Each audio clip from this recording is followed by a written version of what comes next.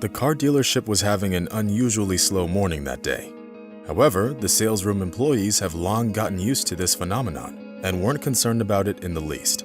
The staff were supposed to identify visitors who could actually buy any of the display cars, as most people usually came to the dealership to look at the expensive cars, having neither the intention nor the means to buy one. Experienced managers had a trained eye, and they could easily recognize a potential buyer when they saw one.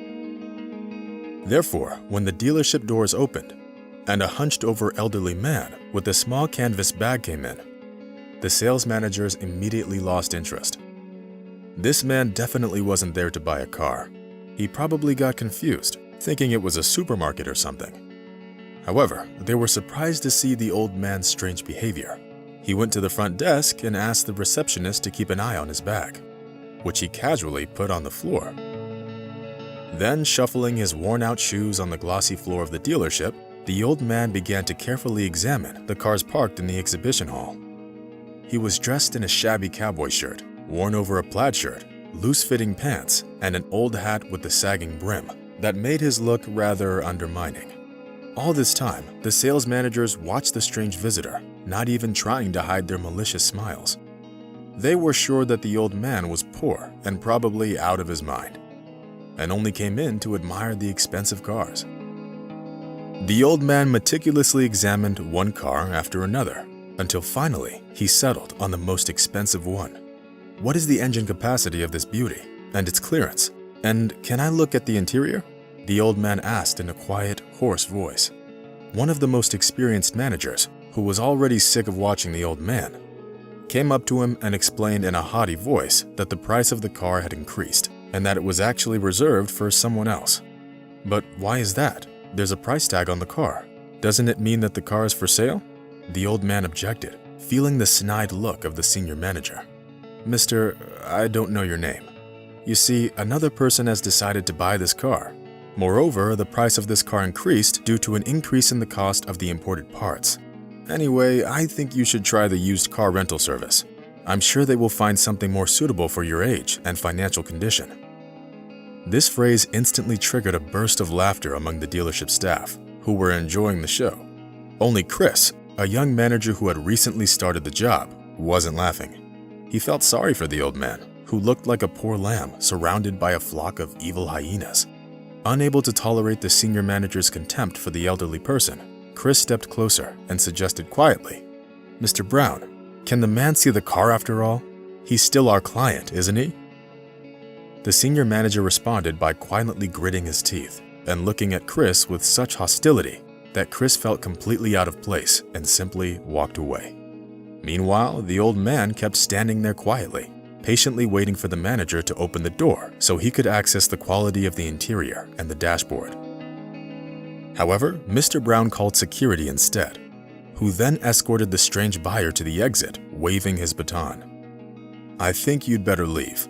The car is very expensive and you aren't exactly young. You can accidentally damage something inside." The senior manager said goodbye, glad that he'd gotten rid of the old man so easily. The unjust treatment brought tears to the old man's eyes, and he kept wiping them away, trying not to cry right in the sales room. Only when he got outside did the man allow himself to cry, and hunched over, he walked away. At that same moment, the dealership administrator saw the bag left behind by the old man, and unwilling to pick it up, she used her foot to push it towards the exit.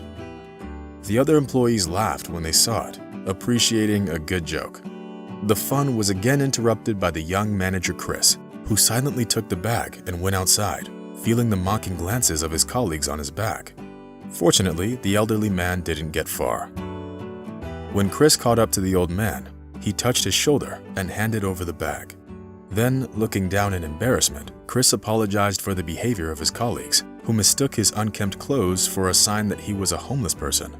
In response to this, the old man opened his bag and, smiling, showed its contents to the young manager.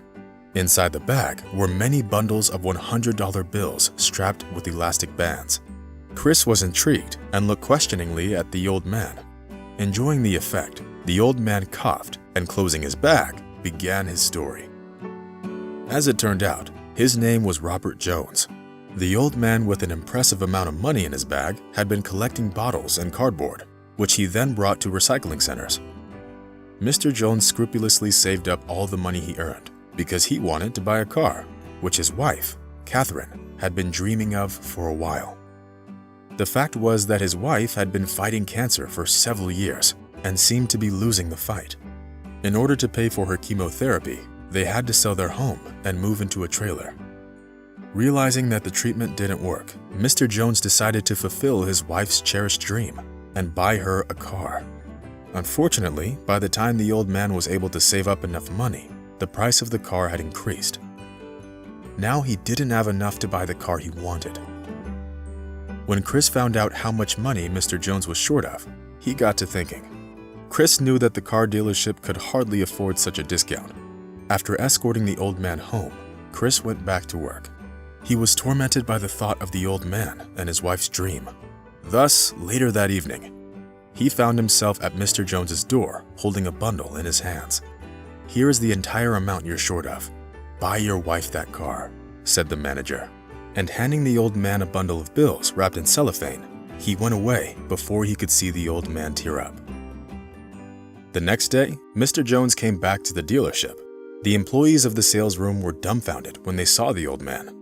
They couldn't understand how he had changed so drastically in such a short time. The fact was that Mr. Jones was wearing a business suit, a snow-white shirt, and polished shoes. He was carrying the same frayed canvas bag. To make sure that neither the security nor the managers would ask him to leave, the old man opened the bag and showed its contents to everyone. Seeing the piles of money, the employees immediately started fussing around Mr. Jones, whom they believed to be homeless just a day before. After examining the car from every possible angle and learning its characteristics, the old man bought it. At that same moment, every person in the room was envious of the old man for having the money for such an expensive purchase. And only Chris wasn't jealous of him, knowing what his car really cost Mr. Jones. Thus, the old man went home in his own car. Having parked the beautiful ride not too far from his house, Mr. Jones went inside. Smiling mysteriously, he took his wife by the hand and led her out into the street, gesturing at the expensive car. Catherine was on cloud 9. Finally, despite her fatal illness, that dream was fulfilled for her. They drove around the neighborhood until late at night, enjoying the time they had together and having fun. That evening was undoubtedly the happiest one of Mrs. Jones's life, and it seemed to the woman that even the illness had receded, giving her time to enjoy her dream. Catherine passed away the next day. It seemed mundane, but still scary. Mr. Jones tried to comfort himself with the thought that he'd managed to give his wife a short moment of happiness before her death. The old man took the keys and the documents for the car back to the dealership, where he signed the car over to Chris. Mr. Jones knew that Chris was saving money to buy his own car, but he chose to give it away to make a dying woman's dream come true. Chris and Robert Jones now spend many evenings together, driving around the places Catherine loved so much.